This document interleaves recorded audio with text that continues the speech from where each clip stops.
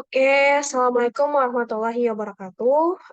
Bismillah, selamat tahun baru. Meskipun setiap hari memang konteks saya itu kayak hari yang baru ya, permulaan yang baru. Semoga semakin baik setiap hari, bukan dalam konteks pergantian tahun doang. Nah, ini karena em, ada waktu lowong sebentar, kita akan diskusi tentang bisnis case yang dulu pernah aku garap, yaitu produk dari CAF dari Paragon Corp. Nah, ini aku tuh ngerjainnya sekitar tahun 2021, kalau nggak salah. Jadi itu masih noob-noob banget. Aku sedang merintis dan banyak banget hal-hal yang aku baru pelajari. Apalagi istilah-istilah yang sebenarnya nggak diajarin di kampus, tapi istilahnya ini hanya dipahami oleh orang-orang industri. Bersyukur sih untuk sharing-sharing kayak gini. Semoga bermanfaat aja dan jujur ada energi yang positif setelah aku kayak ngasih tahu ini. Aku nggak tahu kenapa menurutku ini hal yang seru kayak gitu. Nah, jadi ini ada delegates bookletnya. Jadi alhamdulillah nih juga kita diuji dengan bahasa Inggris ya guys. Jadi teman-teman tuh harus, kalau zamannya sekarang wajib banget ya bahasa Inggris, lebih top lagi kalau bisa bahasa Mandarin. Kalau misalnya konteksnya keimanan ya, bagusnya lagi bahasa Arab. Biar bisa belajar agama dengan lebih baik kayak gitu. Semoga bisa menguasai semuanya. Nah, ini diadain sama Ayasek in Semarang. Terus juga beberapa tahapannya itu ada case competition, workshop, sama company talk. Oke, jadi harapannya kita bisa membedah permasalahan di bisnis itu di era disruptif. Terus ini kayaknya panduannya deh. Kayaknya soalnya tuh yang lain, guys. Nanti aku coba, ini panduannya sih. Aku pause bentar, nanti aku coba cari soalnya ya. Karena soalnya susah banget asli dah. Bentar, guys. Aku guys. Oke, kita lanjut ya. Jadi, alhamdulillah nih aku baru dapat soal yang bagian preliminarinya aja. Jadi tahapannya itu pas bagian penyisihan, kamu tuh masih sendirian. Nanti kalau udah masuk 25 besar, nanti dikelompokin, masuklah ke babak final, kayak gitu. Nah, ini ada, apa, bentar ini kayaknya agak ribet ya. Sorry. Ini ada case-nya, aku coba mengartikan, meskipun aku belum masuk industri juga. Dan di case kali ini aku juga diajarin sama Mbak Belinda.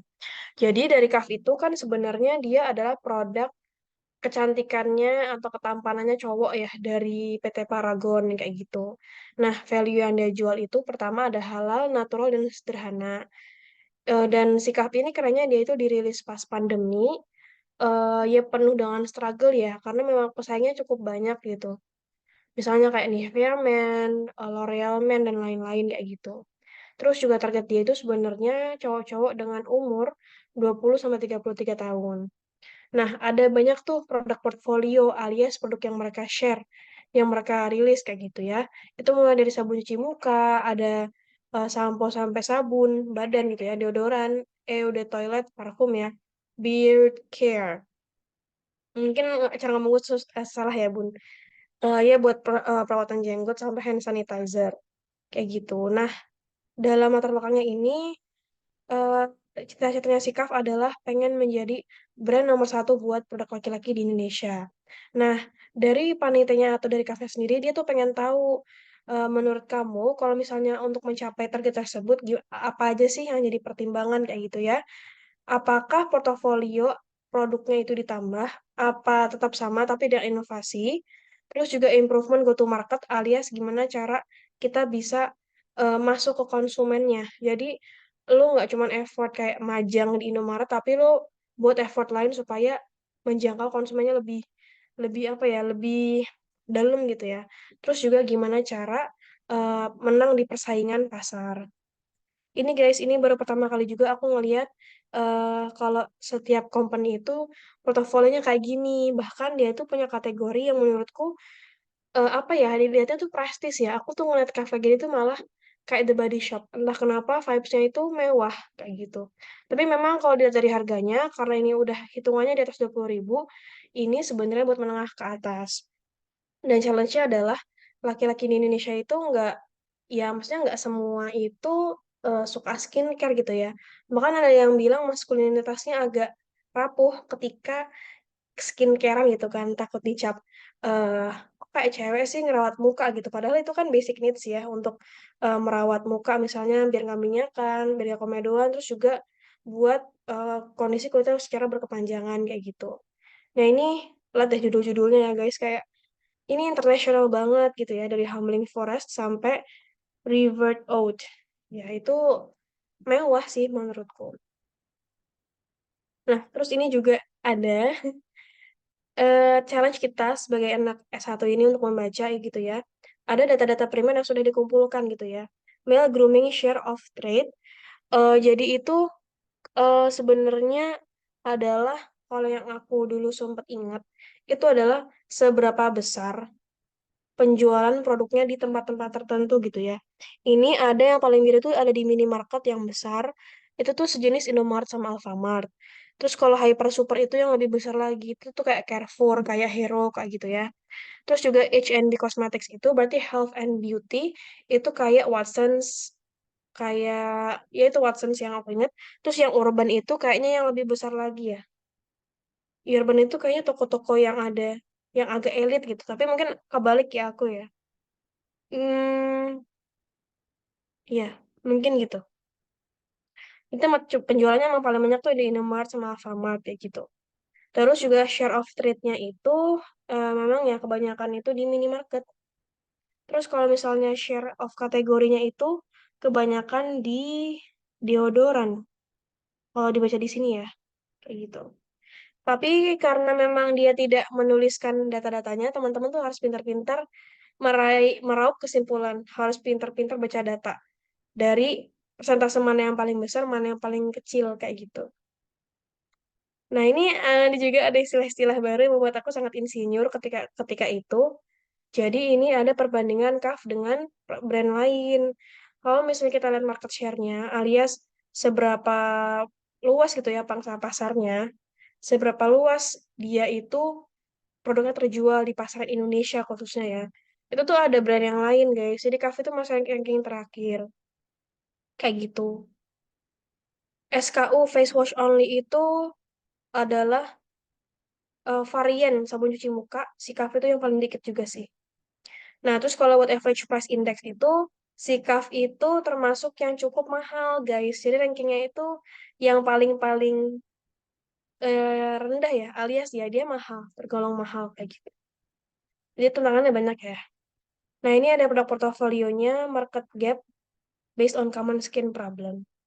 Jadi ini adalah produk yang sering terjual memang tergantung dengan kondisi di lapangan ya. Kalau misalnya kita baca yang merah ini berarti yang banyak terjual adalah produk CAF sabun cuci muka untuk muka minyakan. Nah, ini nomor distribution-nya, tadi yang kita recall lagi. Jadi, CAF itu 77% produknya itu ada di MT minimarket seperti Nomart, Alfamart, Ceriamart, dan lain-lain. Hyper Super itu dia cukup kecil.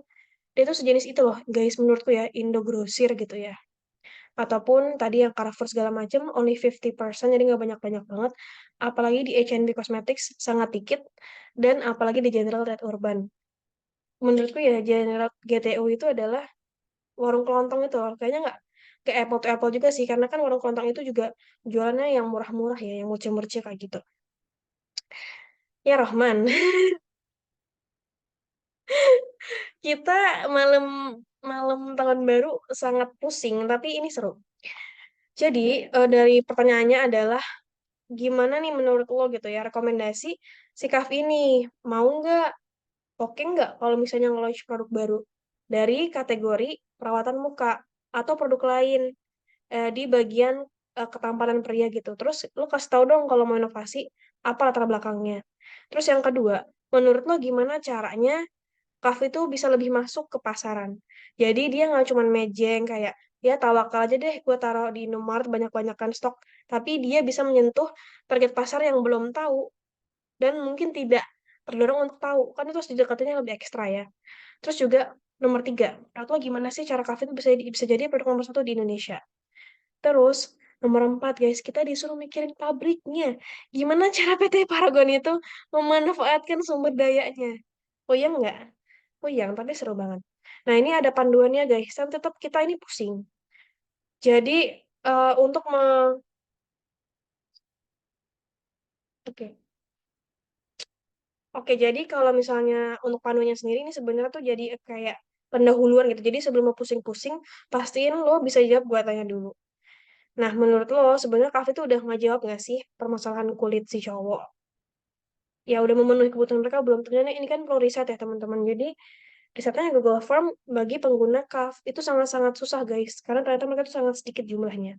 Terus menurut lo pricingnya bener nggak segitu? Karena kalau secara general ya guys, kita tuh ngedeketin cowok tuh susah banget untuk masuk ke pasar ketampanan cowok ya, karena memang banyak barriersnya, mereka belum peka, belum tahu urgensinya, mahal, kadang ngerasa air wudhu sudah sangat membersihkan muka, jadi ya gimana ya gitu ya. Perlu banyak effort untuk edukasi kayak gitu. Terus juga misalnya menurut kamu kafe itu masih ada nggak sih celah dalam perluasan pangsa pasar dibanding kompetitornya kayak gitu. Terus kamu lihat deh kalau misalnya dari Paragon itu kan ada produk lain kayak Wardah sama Emina itu dengan kolaborasi yang maksimal bisa nggak sih sebenarnya menangin si kafe gitu. Nah ini ada lagi yang lebih menantang.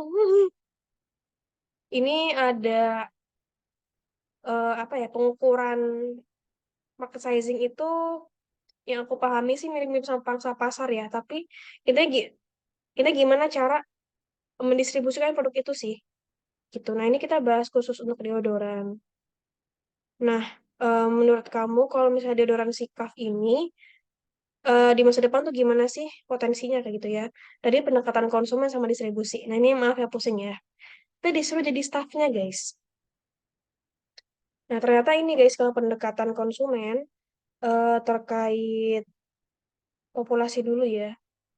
Kiranya emang cewek cowok tuh juga mirip-mirip sih jumlahnya kayak gitu ya. Terus itu guys ada data-datanya berarti hanya 12% populasi tuh yang udah make deodoran dari si CAF atau deodoran khusus laki-laki. Nah ini pusing lagi ya. Ini market share face wash, deodoran sampai API-nya. Baca-bacanya sama kayak yang tadi aku jelasin. Hmm, oke. Seru banget ya. Mantap enggak sih guys? Ini sebenarnya aku nanti akan jelasin langsung ke bagian final ya, nggak ke preliminary. Jadi intinya kalau misalnya si CAF ini pengen inovasiin 3 jenis produk deodoran, kira-kira estimasi kesuksesan pasarnya berapa persen gitu ya dengan dua pendekatan kayak gitu. Terus juga ini panduannya guys. Eh, Pertama-tama emang perbandingan dengan kompetitor dulu. Kita buat asumsi sampai buat distribusinya. Gitu. Kira-kira kalau emang mau profitnya banyak gitu, distribusinya diprioritasin di mana gitu? Apa warung kelontong dulu, apa nomor tuh dan lain-lain. Oke. Jadi gue akan pamer dulu yang bagian preliminary. Jujur gue juga bingung kenapa gue keterima, karena emang pas itu gue agak asal guys, susah banget menurutku. Gitu dan alhamdulillah ini juga bisa pakai bahasa Indonesia. Hmm. Oke. Jadi intinya kalau gue hubungkan dengan case yang tadi dibahas, ini ada satu question yang gue skip sebenarnya. Kalau misalnya memang CAF itu pengen meluncurkan produk baru, otomatis dia tidak akan seperti FMCG lainnya, karena identik dengan produk kimiawi, instan, dan lain-lain. Jadi, kalau misalnya aku lihat tuh, pernah kan salah satu influencer dakwah gitu, dia tuh jualan deodoran tapi alami dari tawas. Nah, menurutku bisa tuh, zaman sekarang kan eh, perusahaan pada menonjolkan identitas kelingkungannya, kehijauannya. Jadi bagus sih kalau misalnya dia bisa buat produk dari tawas, gitu ya. Jadi ada apa ya vibes jadul tapi natural dan juga bisa menyelesaikan masalah-masalah orang. Karena kan rasanya ya, kalau misalnya produknya semakin natural, orang semuanya cocok kan? Karena manusia itu emang pas dengan hal-hal yang berbau alam, ya sama-sama nature kayak gitu. Nah, terus ini ada di lampirannya. Mungkin lampirannya nanti aku share bagi teman-teman yang mau mempelajari ini silahkan. Ini adalah paper yang mengalahkan aku untuk lolos final kayak gitu. Nah, terus juga gimana caranya CAF nih bisa makin deket dengan calon konsumennya gitu kan. Ya, menurutku memang tetap di nomor sama Alfamart karena memang mereka tokonya banyak banget. Tapi harapannya mereka juga bisa deketin tempat-tempat di mana cowok suka nongkrong terkait gimana cara mereka meningkatkan maskulinitasnya atau ketampanannya gitu ya. Misalnya kayak seperti pangkas rambut, toko fashion pria, tempat gym dan lain sebagainya. Nah, terus kalau misalnya memang si Kaf ini kita suruh mikirin gitu ya, gimana caranya jadi brand nomor satu nih buat ketampanan laki-laki. Jujur emang tahapannya banyak banget. Pertama-tama memang yang harus dilihat itu adalah si brandingnya produknya. Jadi value-nya itu harus dikuatkan lagi. Misalnya tadi kehalalan kayak gitu ya. Terus juga kita harus effort edukasi ke masyarakat. Jadi emang kalau emang mau dipaksa, istilahnya kajuan vaksin, ya mau nggak mau lo harus maksa dengan cara ya dengan cara edukasi yang friendly kayak gitu. Habis itu juga sebenarnya bisa sih ngebawa isu tentang produk kecantikan yang berbahaya di Indonesia gitu. Tapi sebenarnya kalau cowok-cowok aku nggak tahu sih sepengaruh apa, tapi jujur li banyak banget dokter-dokter kecantikan dari laki-laki gitu ya, yang bisa jadi kerabatnya si CAF gitu. Mereka bisa edukasi lah dan mengarahkan pakai CAF aja. Tapi jujur li buat perhitungan zaman sekarang ya, itu malah dokternya yang ngejual produknya sendiri. Jadi dia nggak jadi BA produk lain kayak gitu. Itu sih. Terus juga value-nya ya. Kayaknya kalau misalnya cowok itu dia nggak begitu kesentuh emosinya ya. Dia lebih fokus ke fungsional si produknya. Jadi Kak itu harus hadir sebagai sesosok yang lebih personal kayak gitu ya. Terus ada konsultasi gratis secara periodik. Jadi nanti harapannya habis konsultasi mereka punya masalah, outputnya adalah, oh masalah lo kayak gini nih, gue udah kasih tahu ya, gue udah nasihatin lo ya. Kalau muka lo emang masalahnya di sini, ya udah gue kasih produknya CAF yang jenis X. Jadi sekalian marketing kayak gitu. Terus juga ada giveaway, terus menggunakan talent atau brand ambassador, bentuknya kan iklan ya. Itu tuh yang relate. Jadi lu jangan pakai artis yang kegantengan gitu ya, karena memang apa ya? Nggak berhubungan gitu. Misalnya nih lu pakai Reval Hadi atau pakai Nicholas Saputra. Sedangkan kan di Indonesia tidak semua orang setampan itu. Mereka punya standar yang beragam. Jadi pakailah bintang iklan yang sebenarnya lebih relate ke masyarakat aja sih, biar jadi apa ya istilah game changer lah, pendobrak hal-hal yang biasa kayak gitu. Terus juga eh ya tadi edukasi lewat media sosial. Kayak gitu. Terus kalau emang mau bakar duit, sebenarnya bisa banget kalau misalnya CAF itu dia ngadain kayak public reaction lewat free tester sabun cuci muka di tempat umum. Apalagi yang terkait dengan keislaman, misalnya di toilet masjid, mall, dan lain-lain. Karena dulu gue pernah pengalaman tuh di sekolah SMA, SMP gue, SMA gue ya.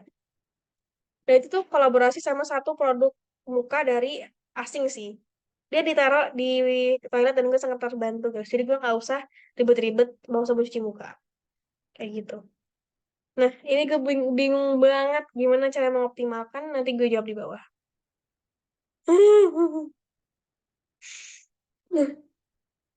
Gue nomor B gue asal banget ya. Intinya itu kalau misalnya memang kita ngomongin apa ya pendekatan estimasi pasar ya gue lihat dulu penduduknya berapa juta jiwa. Terus yang pakai skincare itu berapa, yang pakai kecantikan itu berapa berapa juta jiwa kayak gitu ya. Terus ya gue cuman ya jual-jualan harapan doang gitu. Dia akan bertahan kalau dia adaptif dengan pasar. Gue bingung juga jawabnya gimana gitu. Udah, terus abis itu gue skip pertanyaan keduanya. Saking show light-nya. Nah ini misalnya BA-nya nih, jadi bapak-bapak biasa, terus do endorse pasal jerawatan, dispenser face wash di fasilitas publik, ilustrasi duta daerah, dan lain sebagainya. Oh my God, what is that? Gitu. Ya Allah guys, ini guys kita pusing banget. Gimana cara memberdayakan sumber daya di Paragon? Silakan kalian baca sendiri karena ini sangat rumit. Gue jangan tahu isi beluk isi apa ya seluk beluknya perusahaan guys. Gitu. Nanti yang papernya silahkan. Ini lama banget. Nah, kita lanjut ya. Jadi kita akan share ini yang bagian finalnya. Gue mau pamer. Alhamdulillah sih kemarin itu karena aku kan lagi di tempat juga ya. Dengan tantangan yang sangat sulit ini. Aku partneran sama tim dari UI. Alhamdulillah dapat perjodohan yang sangat efektif. Jadi ini seperti pada awalnya kita ngasih tahu dulu masalah-masalah sikaf, terus juga ada strategi-strategi yang kita ingin unggulkan, dan harapannya kayak ada impact-nya di sebelah, kayak gitu. Nah, jadi situasinya kita jelasin dulu nih, CAF ini sekarang kondisinya kayak gimana, kayak gitu. Terus juga tadi masalahnya diulang lagi, yang inti-inti aja. Nah, question saya ini kita tinggal sebenarnya copy paste dari si case yang diberikan sama panitia tadi. Tapi kalau memang kebanyakan, teman-teman silakan parafrase kalimatnya dan pastiin kalimatnya itu bisa menjawab banyak aspek gitu ya. Sangat pusing. Tapi seru sebenarnya. Kayak gitu. Apa rencana Anda nih supaya portofolio produknya itu meningkat dari sisi persaingan, penetapan harga, ide produk, sampai market share? Jadi kita kalau dari sini ya, ini tuh pakai eh, issue tree. Jadi tahapannya adalah kita ngegambarin dulu tuh tujuan kasusnya tuh sebenarnya apa. Kaf kan pengen jadi juara produk cowok. Kita jelasin dulu tuh root cause-nya, masalah intinya tuh apa. Kira-kira kita asumsikan alasannya kenapa sih kok bisa terjadi seperti itu. Ya udah deh, akhirnya dari masalah tadi kita ngerangkum beberapa aspek. Misalnya pricing-nya harus lebih apa ya, lebih manusiawi gitu kan. Terus juga ada produk yang inklusif dan personalized. Ada juga awareness-nya ditingkatkan sama collaborate itu apa yang lebih menggencarkan customer relationship-nya. Itulah program-programnya, guys. Nah, untuk personalize sendiri, kita itu eh, sempat buat UI UX website-nya. Bukan aku sih, tapi temanku gitu ya. Jadi nanti sebelum mereka beli produknya, kita sarankan untuk mengecek gitu. Entah nanti sistemnya itu mereka hanya mengeklik kondisi kulit yang mereka rasakan sekarang, atau ada, kalau based on 2023 ya, itu tuh kayak ada AI untuk men-scan muka gitu. Aku pernah ngeliat salah satu beauty center di Jakarta Barat gitu ya. Nah itu nyediain mesin AI guys. Jadi sebelum mereka treatment sama dokter SPKK, mereka scan dulu di deket kasirnya gitu ya. Terus juga harapannya ada diversifikasi produk. Nih buat lo yang rebo gitu kan, atau buat lo dengan jenis-jenis rambut yang berbeda dengan masalah-masalah yang berbeda. Ada konsultannya kayak gitu. Terus juga ini ada expanding the curve target audience. Jadi ya, kalau aku mikirnya gini, selama ini kalau untuk sabun batang atau sabun yang lain itu adalah eh, produk-produk yang berbau kewanitaan ataupun kekeluargaan.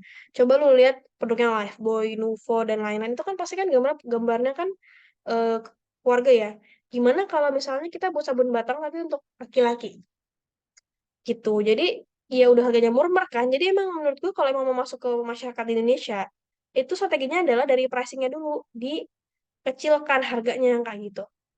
Terus juga ini ada omnichannel marketing strategi. Jadi intinya kita collab lah sama beberapa influencer gitu kan. Terus juga memaksimalkan Instagram dan lain-lain supaya notice nih, cowok-cowok, lu jangan insecure lah sama cewek. Mereka punya skincare sendiri.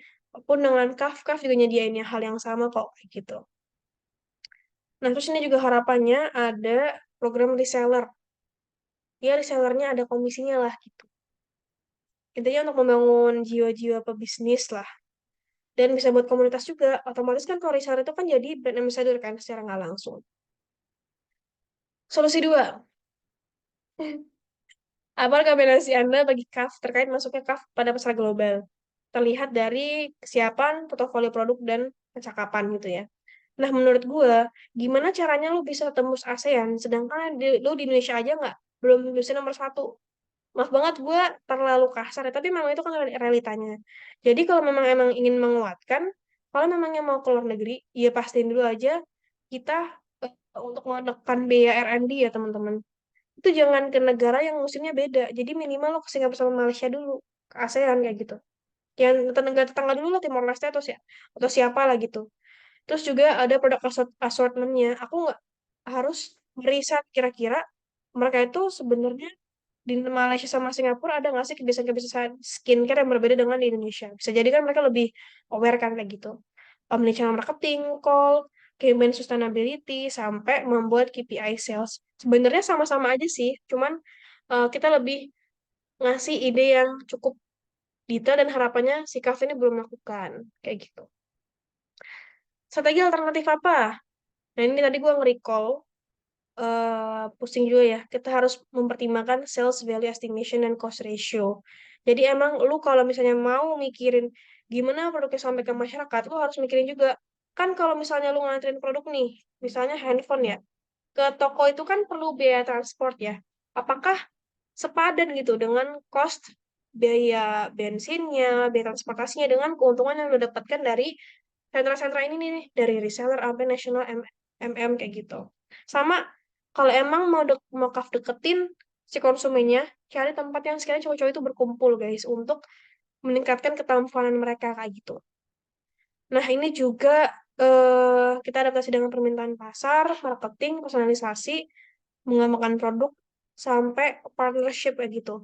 Nah, teman-teman juga kalau misalnya ngeliat case ini sebenarnya ya, pengerjaanku ini kurang rapi dan kebanyakan guys. Sama-sama juri tuh pas tuh bingung kayak, ini yang mana duluan sih yang dipraktekin kayak gitu. Nah, jadi baiknya memang kalau udah jelas-jelas si panitia bilang pengembangan pasar, otomatis teman-teman pakai aja marketing frameworknya. Entah itu 5A ataupun yang lain. Jadi nggak usah kayak gue nih yang ini kan pecah-pecah ya. Jadi 5 analysis tuh udah rapi gitu kan. Aware gimana caranya lo buat campaign sampai advocate, gimana caranya lo bisa nyentuh market channel tertentu gitu. Tapi alhamdulillah guys dapat juara 3 kayak gitu. Ini adalah sales value estimation. Kira-kira penjualannya berapa tuh per tahun? Ya, ini agak halu dikit. Dan ini juga kalau kalian ngebuat ngeplotting angka-angka gini, jangan sampai per quarter itu terlalu drastis guys peningkatannya. Dan kasih tahu alasannya ya, kira-kira Azra ini kenapa kok naik terus? Nah, teman-teman harus kasih tahu alasannya juga. Ini skema cost ratio. Jadi, ini pengeluaran per quarter. Gue bingung banget asli. Gimana gitu kan? Kita aja nggak dikasih data keuangan NAKAF kan. Jadi, yaudah kita buat asumsi aja. Nanti cost ratio-nya itu, cara hitungannya adalah, kalau nggak salah ya, cost itu dibagi sama profit yang tadi di slide sebelumnya. Nanti bisa dicek ulang. Terus ini juga ada risk mitigation analysis. Jadi setelah lu lihat solusi yang susah, itu kasih tahu mitigasinya. Jadi gimana caranya solusinya itu meskipun susah, tapi tetap dilakuin dan ada hasilnya lah, meskipun nggak sukses 100%. Ini timelinenya, jadi intinya tuh yang paling prioritas. Itu yang kuning-kuning tuh, itu udah di planning. Yang hijau itu tuh udah implementasinya. Kayak gitu. Nah, semoga dapat banyak pelajaran dari sini. Gue cukup menggebu-gebu yang untuk menjelaskan ke juri bahwa produk kecantikan ini harus punya dobrakan baru. Apalagi zaman sekarang, kalau gue lihat di skincare yang buat cewek ya, itu gila-gilaan udah berani pasang baliho, udah berani collab sama Seventeen dan lain-lain. Jadi ya kalau untuk laki-laki, ya deketin mereka gitu kan. Apakah kamu komunitas futsalnya, atau kemarin tuh gue sampai lihat di UGM ya, Nivea Men itu sampai ngedirin stand di dekat tempat parkirnya, supaya cowok-cowok itu bisa nge-experience gimana sih pakai face wash Nivea. Dan ada mas-mas yang nemenin juga. Kayak gitu. Itu sih guys dari gue udah cukup lama ya. Semoga bermanfaat. Wassalamualaikum warahmatullahi wabarakatuh. Bye semuanya.